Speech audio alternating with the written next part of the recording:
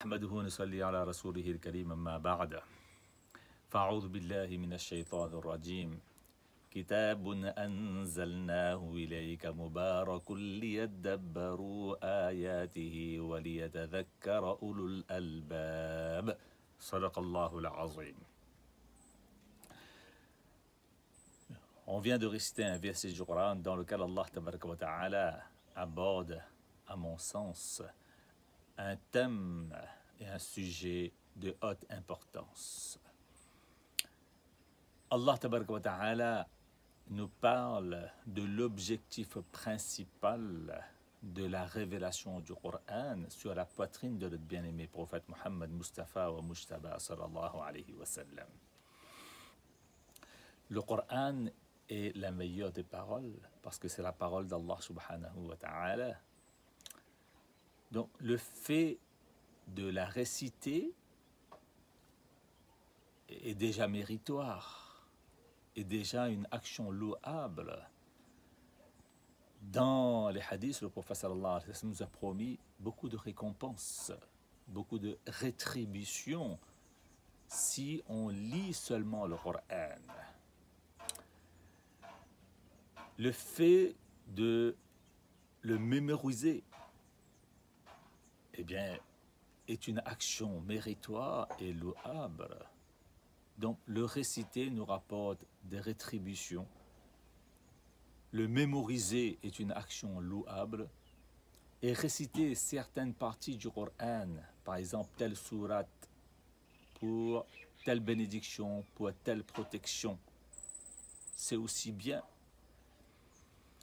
De même de lire le Coran avec une voix mélodieuse, une voix soignée. Eh bien, Allah tabaraka wa ta'ala considère cela comme une action louable.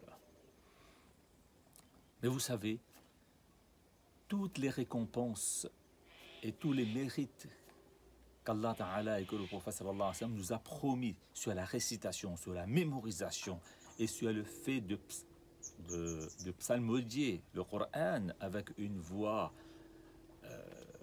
soignée et embellie, eh bien, tous ces mérites-là, toutes ces exhortations-là ne doivent surtout pas nous empêcher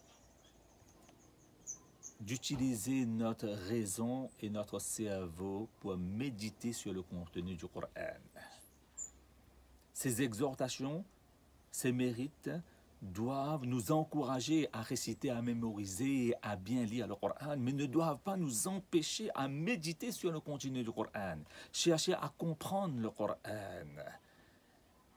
et plus particulièrement chercher à intérioriser le Coran en nous, c'est-à-dire de vivre le Coran, de vivre selon les normes du Coran, les préceptes du Coran, les principes du Coran, et de faire de ce Coran-là ce qu'une centaine de fois Allah Ta'ala dit dans le Coran, Huda, ce livre-là, Al-Coran, eh bien, est un manuel d'utilisation, est un mode d'emploi de notre vie et de notre corps.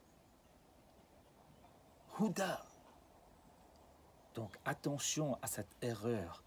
Le Coran n'a pas été révélé uniquement et seulement pour être lu, mémorisé, psalmodié, mais pour être aussi compris, pour être aussi intériorisé, pour être pratiqué, pour être vécu. Rappelons-nous que lorsqu'on a demandé à Aïcha radiyallahu ta'ala anha quel était le comportement du prophète sallallahu alayhi wa sallam, eh bien elle a dit khuluquhu al-Qur'an. Le prophète sallallahu alayhi wa sallam était un Coran ambulant. Son caractère était le Coran, c'est-à-dire les versets concernant l'utilisation des regards n'étaient pas dans des feuillets, mais étaient dans les yeux du prophète sallallahu alayhi wa sallam. Les versets qui abordaient la façon d'utiliser les autres membres étaient sur les membres du prophète sallallahu alayhi wa sallam. Le Coran, il le vivait, il ne le récitait pas seulement.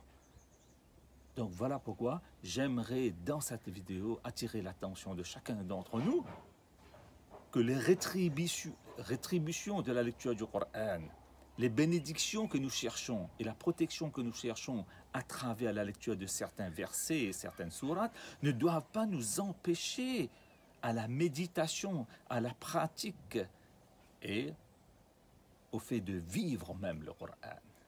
Qu'Allah tabaraka wa ta'ala nous donne bonne compréhension. Wa akhiru da'wana alhamdulillahi rabbil alamin.